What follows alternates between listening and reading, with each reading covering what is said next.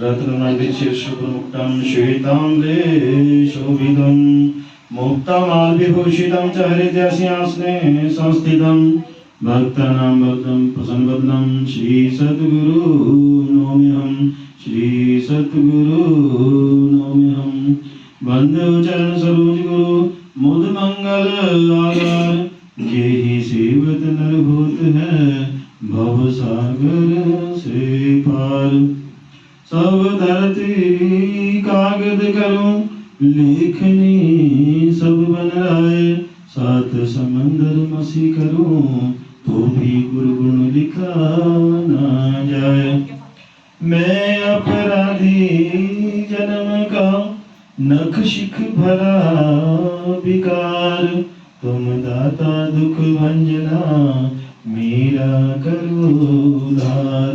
तुम दाता दुख भंजना मेरी करो संभाल। भक्ति दान मोहे दीजिए गुरुदेवन के देव और कछु न चाहिए निस दिन तुम्हारे सेव और कछु न चाहिए हर पल तुम्हारे सेव। गुरु जी को सिर पर राखिए चलिए आज्ञा माही कहे कबीर तिस दास को तीन लोग डर नाही। मन मंदिर में विराजमान श्री सतगुरु भगवान जी का पावन दर्शन करते हुए अपनी वाणी को अपनी रचना को पवित्र करने के लिए अपने ध्यान को श्री गुरु महाराज जी के पावन श्री चरणों में जोड़ने के लिए जय घोष करेंगे प्रेम सहित ऊंचे स्वर में। बोलो श्री गुरु महाराज की जय, परमहंस दयाल जी महाराज की जय, नगली निवासी भगवान की जय, अम्बाला वाले श्री सतगुरु महाराज की जय। धन्यवाद। परम आदरणीय परम पूजनीय प्रातः स्मरणीय हृदय सम्राट रूहानियत के शहंशाह दया के सागर श्री सतगुरु भगवान जी के पावन श्री चरणों में विराजमान भक्तिमय गुरुमुख भाई बहनों बुजुर्गों व प्यारे बच्चों, आप सभी किस्मत वाले हैं, भाग्यशाली हैं कि श्री सतगुरु भगवान जी ने आज हम सभी पर दया की है, मेहर की है, कृपा की है कि हमें श्री गुरु महाराज जी का पावन सत्संग सुनने को मिल रहा है, संतों का संग मिल रहा है। संतों के संग से तथा सत्संग से मन पवित्र होता है, साफ होता है। जिस तरह से बर्तन की सफाई जरूरी है, यदि हम उसमें कुछ डालना चाहते हैं, ठीक इसी तरह से नाम का अमृत भरने के लिए मन को पवित्र करना, साफ करना जरूरी है। संतों का संग शुभ होता है। संत चलता फिरता तीर्थ होते हैं। जहाँ सत्संग हो वहाँ प्रयागराज बनता है। परमात्मा की कृपा जिस घर पर होती है, जहाँ ज्योत जगती है, कीर्तन होता है, जयकारा लगता है, वहाँ परमात्मा साक्षात होते हैं और गुरु महाराज जी का वास होता है।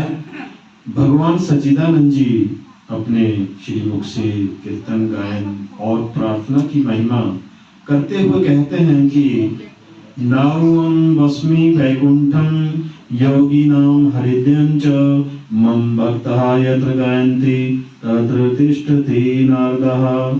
कि हे नारद, मैं ना तो वैकुंठ में हूँ और ना ही योगियों के अधीन हूँ, लेकिन मेरे प्रिय भक्त जहाँ पर भी मेरा भजन कीर्तन या गुणानुवाद प्रेम पूर्वक गदगद होकर आनंद के साथ गाते हैं, मैं वहीं पर हूँ। बोलो सच्चे दरबार की जय। गुरु प्यारी साध संगत जी, जिस घर गुरु की भक्ति नहीं, संत नहीं मेहमान, जागर डेरा जम दियो जीवित बसे शमशान।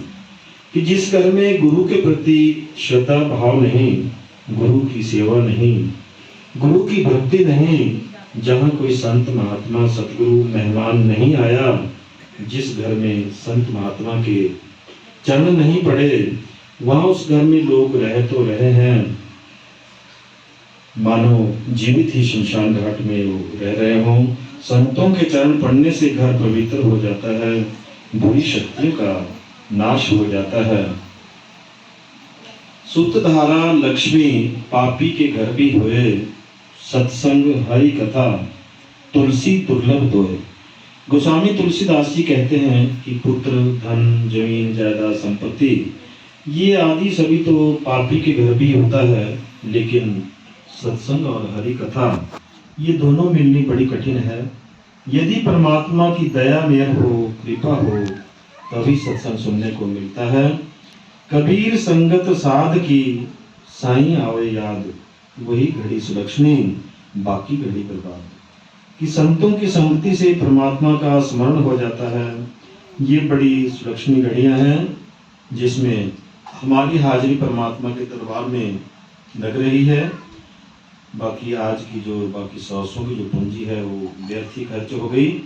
एक घड़ी आधी से पुनाद, तुलसी संगत साध की, कटे कोटि अपराध। कि थोड़ी देर के लिए ही सही सत्संग में आने से, संतों की शरण में आने से हमारे पूर्व जन्म के संचित करोड़ों अपराध कट जाते हैं। संत मिलन को जाइए, तज माया अभिमान, जेते जेते पग धरूं, 100 यज्ञ समान। कि संतों से मिलने जाने के लिए मन से रूप, धन, बल, विद्या, पद इत्यादि माया का त्याग करना चाहिए। मन में किसी भी बात का अहंकार नहीं होना चाहिए। संतों की शरण में जाने, सत्संग सुनने के लिए जाने का एक ही कदम का 100 अश्वमेध यज्ञ का पुण्य मिलता है। बिन सत्संग विवेक न होई, राम कृपा बिना सुलभ न सोई। कि प्रभु कृपा से ही सत्संग मिलता है। ये हमारे प्रारब्ध में नहीं होता, परमात्मा की कृपा से ही हमें सत्संग मिलता है। और सत्संग से विवेक जाग जाता है, मनुष्य को अपने अच्छे बुरे का ज्ञान हो जाता है। विवेक से ही सुमति आती है, जहाँ सुमति नहीं वहाँ विपत्ति नाना। बिना सत्संग मुसीबतें झेलनी पड़ती है, दुख उठाने पड़ते हैं। तो आज का जो सत्संग है वो श्री गुरु अर्जन देव जी की वाणी है। 5वीं पातशाही श्री गुरु अर्जन देव जी हुए हैं, उनकी वाणी में आपको सुना रहा हूँ। किन विधि मिले गुसाई मेरे राम राय। कि मनुष्य परमात्मा को ढूंढने की अनेक साधन अपनाता है, जप तप पूजा पाठ तीर्थ व्रत आदि पुण्य कर्म करता है। इसका फल तो मिलता है परंतु मुक्ति नहीं।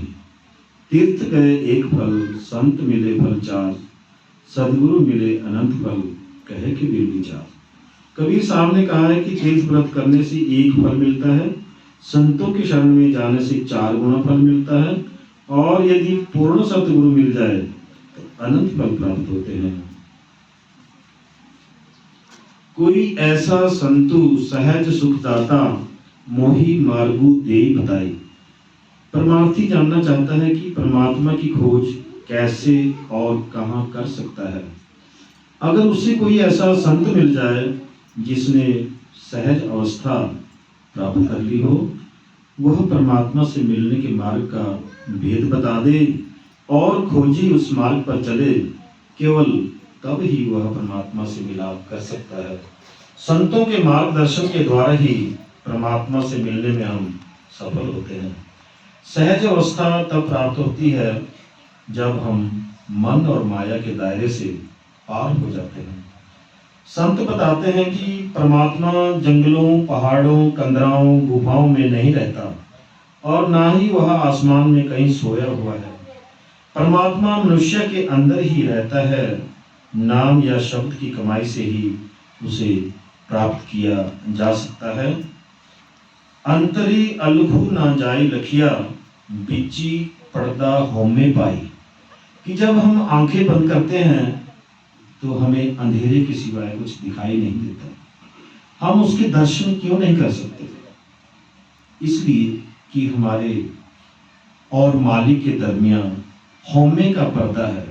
इसे हम दिन रात इस तरह कहकर प्रकट करते हैं, मेरा बेटा, मेरा परिवार, मेरी जमीन, मेरा धन, मेरी संपत्ति, मेरी जायदाद, मेरा धर्म, मेरा मुल्क, ये सारी कायनात परमात्मा की है। हम इन चीज़ों पर अपना अधिकार जमाना चाहते हैं और उन्हें अपना बनाने की कोशिश भी करते हैं, लेकिन वे ना कभी हमारी बनती है और ना कभी किसी की बनी है। परिवार, संबंधी, धन दौलत नहीं, बल्कि हमारा वस्तुओं और पदार्थों के प्रति मोह और उनको अपना बनाकर रखने की मनोवृत्ति ही रुकावट बन जाती है। केवल उन्हीं के लिए हम इस संसार में जीते हैं। माया मोही सबो जगू सोइया, इहू भरमू कहू क्यों जाई। कि जब हम मोह माया की गहरी नींद में सो रहे हैं तो यह भ्रम का पर्दा कैसे उठाया जा सकता है। मोह की इस सम्मोहक अवस्था में मालिक के बारे में कोई सोचता ही नहीं है। दुनिया को असल समझकर सब इसके मोह में फंस गए हैं। रात दिन सुख की तलाश में सारा समय व्यर्थ ही गंवा रहे हैं। जब तक हमारे अंदर परमात्मा के लिए तड़प पैदा नहीं होती, तब तक हम इस भ्रम से नहीं निकल सकते। हमारे अंदर परमात्मा के लिए भक्ति भावना नहीं, उसे आराम और अपने सुख के लिए याद करते हैं, या मान सम्मान, ऊंचे ओहदे प्राप्त करने या दुख से बचने के लिए प्रार्थना करते हैं और याद करते हैं। एक संगति इकतु गृह बसते, मिली बात न करते भाई। कि आत्मा हमारे अंदर है और परमात्मा भी। युगों युगांतरों से ऐसा होते हुए भी कितने आश्चर्य की बात है कि वे दोनों साथ साथ रहते हैं, एक घर में निवास करते हैं, परंतु एक दूसरे से कभी नहीं मिलते। ये हौमे के पर्दे अर्थात मोह माया के कारण है। गुरु नानक साहिब भी यही उपदेश देते हैं, आत्म मही रामू, राम मही आत्मू, जिनसे गुरु विचारा। कि आत्मा के अंदर परमात्मा है और परमात्मा के अंदर यह आत्मा है। जब तक हम परमात्मा को पाने के लिए उसकी खोज नहीं करते, तब तक हमारे अंदर उसके लिए सच्चा प्यार पैदा नहीं हो सकता। सच्ची बिरहा, सच्ची श्रद्धा और सच्ची भक्ति परमात्मा से सच्चे प्रेम की शुरुआत करने के लिए जरूरी है। एक वस्तु बिनु पंच दुहेले और वस्तु अगोचर ठाई। एक क्या है? वह नाम या शब्द है। नाम या शब्द के अभ्यास के अभाव के कारण हम इन 5 विकारों काम, क्रोध, लोभ, मोह, अहंकार, इनके जाल में फंसे हुए हैं। मिसाल के तौर पर जब घर का मालिक सोया होता है तो चोर अपनी पसंद की कोई भी चीज उठाकर ले जाते हैं, लेकिन जब घर का मालिक जाग रहा होता है तो चोर पास आने की हिम्मत तक नहीं करते। इसी तरह जब हम नाम या शब्द का अभ्यास करते हैं, तब हम जन्म मरण के निरंतर चलने वाले बंधनों की सम्मोहक अवस्था से मुक्त हो जाते हैं। जिसका गृह तीनों दिया ताला कुंजी, गुरु सौ पाई। कि परमात्मा जो हमारा सृजनहार है, उसने ही नाम का खजाना हमारे अंदर रखा है और कुंजी तथा भेद संत महात्माओं सतगुरुओं को सौंप रखी है। जब तक वे हमें नाम के अभ्यास का तरीका नहीं बताते, तब तक हम इस खजाने को प्राप्त नहीं कर सकते। सतगुरु ही हमें रास्ता दिखाते हैं, जिस पर चलकर हम नाम या शब्द रूपी खजाने को प्राप्त कर लेते हैं। एक उदाहरण द्वारा समझते हैं कि जिस तरह विद्या की जो क्षमता है, पढ़ाई लिखाई की जो क्षमता है, वो हम सबके अंदर है, लेकिन सोई हुई है, सुप्तावस्था में है। जब हम स्कूल जाते हैं, मेहनत करते हैं, अध्यापकों के आदेशों का पालन करते हैं, तब वो सोई हुई जो क्षमता है वो जागृत हो जाती है और हम ज्ञानी और विद्वान बन जाते हैं। जो अध्यापकों के पास नहीं जाते, मेहनत नहीं करते, वे अनपढ़ ही रह जाते हैं। अनेक उपाय करे, नहीं पावे बिनु सतगुरु शरणाई। कि नाम के खजाने को पाने के लिए हम कोई भी उपाय या साधन क्यों न प्रयोग में लाएं, अगर उनका लाभ नहीं होगा, उनका कोई लाभ नहीं होगा जब तक हम अपने आप को सतगुरु के हवाले नहीं कर देते और उनके द्वारा सिखाए मार्ग पर नहीं चलते, अर्थात सतगुरु की शरण में जाने से तथा नाम या शब्द की कमाई से ही परमात्मा से मिलाप हो सकता है। सुरती को शब्द से जोड़ने की जो युक्ति है वो केवल सतगुरु ही बताते हैं और इसका अभ्यास भी करवाते हैं। सतगुरु की शरण में जाने से ही जीव का उद्धार होता है, कल्याण होता है तथा जीव को जन्म मरण के आवागमन से मुक्ति मिल जाती है, उसकी चौरासी कट जाती है। जीव को माँ के गर्भ में नहीं आना पड़ता, उसका परमात्मा से मिलाप हो जाता है। जिनके बंधन काटे सतगुर तिन साध संगति लिव लाई। कि संत महात्मा सतगुरु कहते हैं कि हमें अपने ध्यान को, अपने ख्याल को बाहर जाने से रोकना है और जो पहले से ही बाहर दुनिया में हमारा ध्यान फैला हुआ है, हमारा ख्याल फैला हुआ है, उसे समेट कर आंखों के बीच वापस लाना है। जब तक हमारा ध्यान आंखों के बीच एकाग्र नहीं होता, जहां से शब्द उसे आंखों के पीछे और ऊपर ले जाता है, हम अपने निज घर, निज धाम सचखंड वापस नहीं पहुंच सकते। ध्यान एकाग्र होने से ही सुरती शब्द से जुड़ती है और शब्द ही सुरती को सच्चिदानंद के सच्चे दरबार तक ले जाता है। पंच जना मिली मंगल गाइया, हरि नानक बेधु ना पाई। ऋषियों, मुनियों, संतों, महात्माओं और सतगुरु ने कड़ी मेहनत करके परमात्मा को पाया और जो भी नज़ारे उन्होंने अपने अंदर देखे और रास्ते में जिस तरह की रुकावटों का उन्हें सामना करना पड़ा, वो सब उन्होंने हमारे लाभ के लिए, हमारे फायदे के लिए धर्म ग्रंथों में लिख दिया। लेकिन इन पुस्तकों को पढ़ने से ना तो रास्ते की रुकावटें दूर हो सकती है और ना ही नज़ारे दिखाई दे सकते हैं। केवल निजी अभ्यास द्वारा ही परमात्मा को प्राप्त किया जा सकता है। मेरे राम राई इन विधि मिले गुसाई। कि 9 द्वारों से अपने ख्याल को निकालकर उसे अंदर शब्द से जोड़ना हमें मुक्ति के द्वार पर ले जाता है। 9 द्वारों से ख्याल को निकालने की विधि या भेद उसे शब्द से जोड़ने की जो युक्ति है वो हमें संतों के द्वारा ही बख्शी जाती है। उदाहरण के लिए नाम की जो दौलत है वो हमारे अंदर है, ठीक उसी तरह से जैसे लकड़ी के अंदर आग है लेकिन हमें नजर नहीं आती और ना ही हम इस छिपी हुई अवस्था में उससे कोई लाभ उठा सकते हैं। यदि युक्ति से हम लकड़ी से रगड़ते हैं तो उसमें आग पैदा हो जाती है और फिर हम उससे फायदा उठा सकते हैं। ठीक इसी तरह नाम का जो खजाना है वो हमारे अंदर है, लेकिन हम उसे तभी प्राप्त कर सकते हैं जब मन मार्ग को छोड़कर सतगुरु के मार्ग को हम अपनाते हैं, तभी हम इससे लाभ उठा सकते हैं। सहजू भैया भ्रमु खिन्न मही नाठा, मिली ज्योति ज्योति समाई।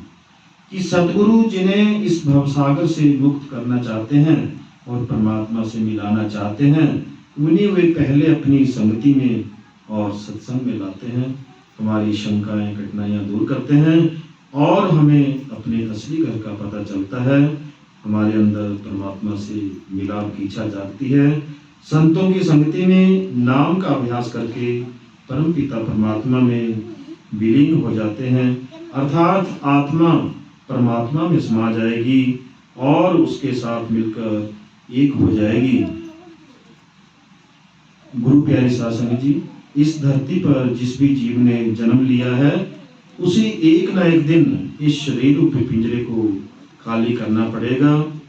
सोचो जरा कि जब हमारा अंत समय आएगा, इस संसार से विदाई होगी, विदाई का समय आएगा, इस संसार से मुकलावा होगा, तो शरीर या तो मिट्टी में दफना दिया जाएगा या फिर आग के सुपुर्द कर दिया जाएगा। लेकिन आत्मा का क्या होगा? ये जो अंदर से आवाज आ रही है, ये जो प्राण पंखेरु है, ये जो बोलता राम है, इसका क्या होगा? 2-4 दिन के लिए हम कहीं घर से बाहर जाते हैं तो कितनी तैयारी करते हैं, 2-3 जोड़ी सूट, टूथपेस्ट, ब्रश, दवाइयाँ, पता नहीं क्या क्या चीजें हम अपने बैग में डाल लेते हैं और आगे क्या पता किस चीज की जरूरत पड़ जाए। ये संसार की ये संसार को जहाँ सराय माना गया है, मुसाफिर खाना माना गया है, हम भी मुसाफिर हैं और हमारा ये असली घर नहीं है।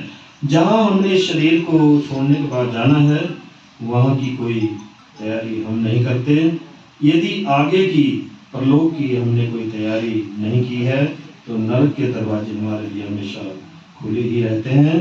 हम दुनियावी चीज़ें इकट्ठी करने में लगे हुए हैं, हमें अपनी ज़रूरतें पूरी करनी चाहिए, इच्छाएं नहीं।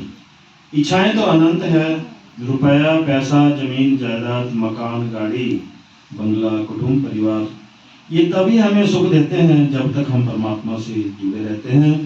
परमात्मा से बिछुड़ते ही ये सारी चीज़ें हमें दुखदाई लगती हैं, इनसे सुख नहीं मिलता। भारत की करेंसी, अमेरिका का डॉलर, रूस का रूबल, ये संसार की कोई भी करेंसी परलोक में नहीं चलती, तो फिर इस धन को इकट्ठा करने से क्या लाभ? कोई ऐसी चीज इकट्ठी करो जो इस लोक में भी काम आए और उस लोक में भी, अर्थात परलोक में भी काम आए। तो वो कौन सी वस्तु है, कौन सी चीज है? वो केवल नाम की दौलत है, नाम की कमाई है। सच्चा नाम ही हमारी असली दौलत है। इसे जितना इकट्ठा करो, जितना इकट्ठा कर सकते हो कर लो। नाम की दौलत को कोई भी हमसे छीन नहीं सकता, कोई चुरा नहीं सकता। आग इसे जला नहीं सकते, पानी इसे बहा नहीं सकता। गुरु द्वारा दिए गए शब्द का सिमरन करते जाओ। उठत चलत सोबत ध्याइए, मार्ग चलत हरल गाइए। भजन बंदगी के लिए, ध्यान के लिए भी 24 घंटे में से कम 2-2.5 घंटे अवश्य निकालने चाहिए। गुरु की आज्ञा में चलना चाहिए। गुरु की भजन बंदगी ही गुरु की असली सेवा है, सच्ची सेवा है। शब्द के निरंतर अभ्यास से हमारे अंदर असली नाम, सच्चा नाम, शब्द गुरु प्रकट हो जाएगा। और वो जो दिव्य धुन है, मीठी धुन है, सुरीली जो आवाज है, घंटा, शंख, मृदंग, बांसुरी, वीणा, इसका मधुर संगीत हमारे अंदर प्रकट हो जाएगा। बस इसमें ही हमें अपनी सुरती को जोड़कर रखना है और इस दिव्य संगीत को सुनते रहना है। यही शब्द हमें मुक्ति के द्वार पर ले जाएगा। जन्म मरण के बंधन से आत्मा मुक्त हो जाएगी, हमारी 84 कट जाएगी। ध्यान में मन लगाना है और यही परम आनंद की अवस्था है। बोलो श्री गुरु महाराज की, सच्चे दरबार की।